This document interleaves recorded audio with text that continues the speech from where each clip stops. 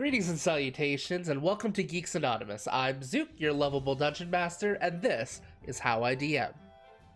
Today we're going to be discussing Session 0. This is probably arguably one of the most important sessions of the game. And some of you might be going, hey, how can that be? You don't really do anything, you just make characters. Well, there's a little bit more to it than that. In fact, I recommend a little bit more in-depth with Session 0. This is where you really get to know your characters, your players, and what to expect in the game.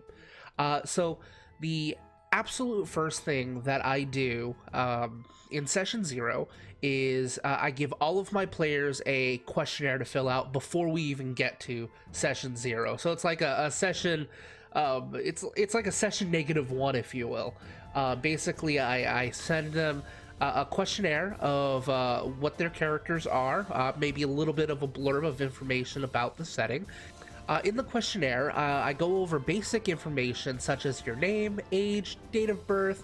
If your setting has a different way of measuring time, different months, dates, years, and things like that, definitely go over that with your characters so they know what to put in these situations.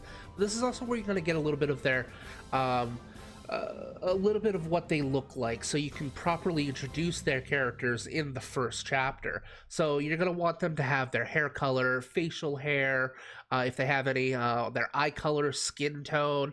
This is also a good place to ask them what their religious beliefs are. What are their sexual orientations? What pronouns do they prefer? What are their profession before they became an adventurer? Are they an introvert? Are they an extrovert? Things like that. And I also have more in-depth questions that really kind of help you think about what your character is and why are they adventuring. So questions like, what is your greatest strength? What is your greatest weakness?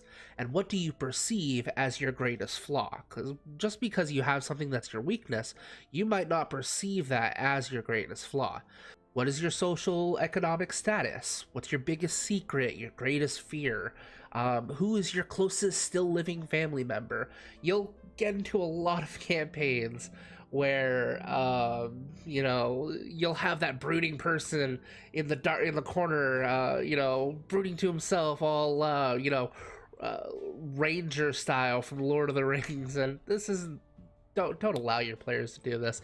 The last thing you want is one of your players to be an orphan that his entire family was wiped out. He's the sole survivor of some sort of monstrosity. It sounds good on paper, but in reality, it gives you as a dungeon master absolutely nothing to work with. So you're definitely going to want to discourage that. So make sure you put in, who is your closest still living family member? Who is your closest still living friend? Who's your greatest rival, your greatest enemy? Who's your idol? This also gives them a chance to kind of help you world build. So they can put whatever they want for who is your idol. This will allow them to basically come up with something. Maybe it's a mentor. Maybe it's someone, a prominent figure that they wanted to create in your setting that they look up to. They can absolutely pick from a list of things that you already have pre-prepared, but this gives you a chance to work with the player to kind of establish and actually build more of specifically their story of what makes them tick. What is that one thing that you kept from your childhood? What did you do to that bully in school? How did you get that scar? That is my favorite question to ask because it's so open-ended. So how did you get that scar? It could be, a physical scar. Maybe you got a gash on your face, or you've got this wound on your chest, and things like that. But it can also go beyond the physical. There isn't a person alive who doesn't have some sort of scar, something in their life that has changed and shook their being to their core. It's very possible that this scar could be a mental scar. Perhaps something traumatized them as a child that made them change the way they perceive things. How did that happen? What happened? So the questionnaire is a really good way to help your characters prepare for their game, get into the role, into the mindset of their character. Now, the next thing that I like to do is work with the characters, the players, and make sure there's no overlapping. So the last thing that you want is 3 rogues, all with like lockpicking. Who's going to be the person who lockpicks? They're going to be constantly competing with each other, stepping on each other's toes, and no one's going to have a chance to really have the to shine in the light. There's not going to be a centerfold moment for them. And I try to avoid this by saying with their characters, generally what I do is I make everyone choose a different race, a different class, and a different background if you're playing, 5th edition D&D. This will help with that sort of stepping on each other's toes, making sure there's more variety in the group. Of course, the race one, you can kind of finagle. If there's, a bunch of humans in your setting, you got a couple humans, that's fine. Humans are pretty diverse. But, like, why would there be 3 Tritons on land unless there was a specific story behind it? Which, I mean, if you do go with something like that, you could definitely establish that story. That could actually be fun. But as far as, like, having 3 people in the group who are all arcanists, who's going to be that person who actually does the arcane puzzle? And if they're all specialized in the same thing, that means there are areas that the group isn't specialized in. So, and having everyone have something that they're good at, something that separates themselves apart from the rest of the group, really gives them that moment to go, haha, nobody else is able to do this, that's where I come in. And it really gives them a sense of where they fit in the party. The third thing that I like to go over is the expectations of the game.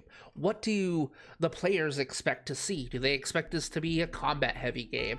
Do they expect this to be, diving into the dungeons, exploring the world, things like that? Do they expect heavy roleplay? And just generally what they expect from your game. And this will also be a good chance for you as a DM to discuss what you expect of your players, because it's a two-way street. It's like a lot of people will say that it's the DM's job to make sure everybody else is having fun, but you should also be having fun too, because I've been a DM for 24 years or so, and I love it. I absolutely love it, and being able to expand my world. So one of my expectations would be having my players roleplay, having my players, explore my vast world, and having my players get into these challenges throughout the campaign and overcoming hardships. And, if you're going for a specific feel for the game as well, you're going to want to say that to begin with. Like, you don't want to just go in the first game, oh, by the way, we're not using this rule, this rule, this rule, we're using survival mode, where your long rests are like a week of time rather than the 8 hours it normally is, which is actually an alternate rule in the Dungeon Master's Guide. So it's best to not blindside your players with information that they might not know, that might be individual to your setting. That way they're prepared for it. Or if it's just something they're not interested, maybe they're not interested in being a wizard in a land where magic is prohibited. That's a very huge deal for that character, and having to hide that where they just wanted to make a character that could sling out magic, that's really counterintuitive to what they wanted from the game versus what you wanted from the game. The next thing is more of a recommendation. Everyone's got kind of a different opinion on this, but don't roll your stats. I hate having my players roll stats, because you always end up with that one player who gets 18, 17, 16, and ridiculously good stats, and then you get that other character who gets like 8, 9, 11, and they're all just either mediocre or low. And this can really suck the fun out for the player, because it makes them not on the same level, and this one person who rolled really well is going to be excelling at everything, but then this person who rolled really crappy, who's supposed to be good because of their class or archetype, isn't, because the RNGesus decided that they weren't going to succeed. So I recommend using either point array, which is, you know, something a lot of places are using. If you go to like D&D Beyond, for instance, they have it built right into their character creation system. Really good tool. Or you use a stat array, and this allows you to control the difficulty of the setting or how high powered you want the setting. I personally prefer like high powered campaigns, and my general stat array is actually it's a really good one. 18, 17, 15, 15, 13, 11. So you're always really good at a couple things, and you're not really bad at anything. Now, some people prefer like more flaws, and that's absolutely fine, and I absolutely get the reasoning behind that. So if you're gonna do something like that, just go down by 2, subtract those all by 2. So it'd be like 16, 15, 13, 13, 11, 9.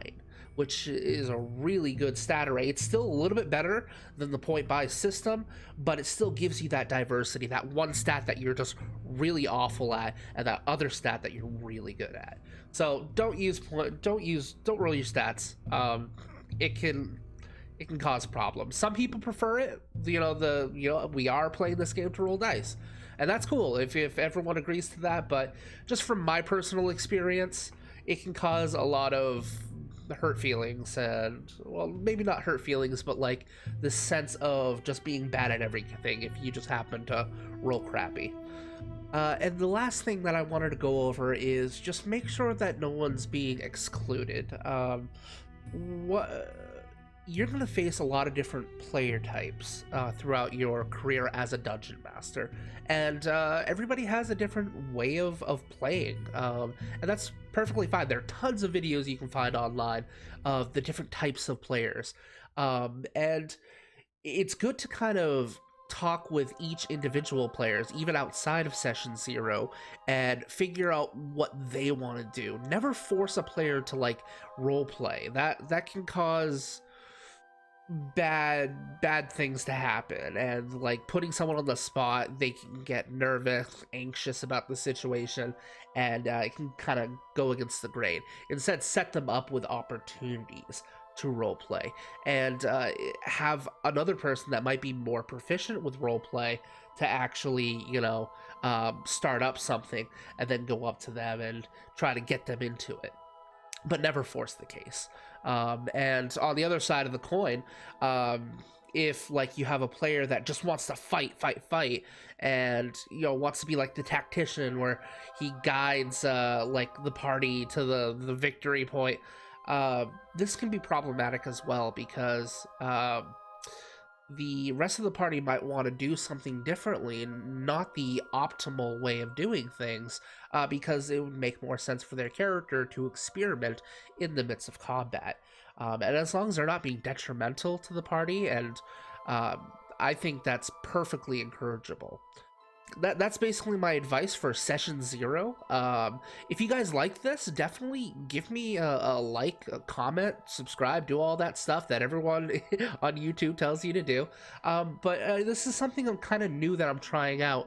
While I was streaming, I keep getting asked questions about DMing and whatnot, so I figured this would be a good opportunity to get some of those thoughts on paper, or in this case in digital format, to kind of point people in that direction, rather than taking time out of the streams to kind of go over those things, which is perfectly fine. I absolutely encourage people to contact me and ask me questions. I'm more than willing to, but having this like nexus that I can point people in the direction to, I feel will be a great asset to the channel. But yeah, if you like it, let me know, and until next time, thanks for watching. Toodaloo.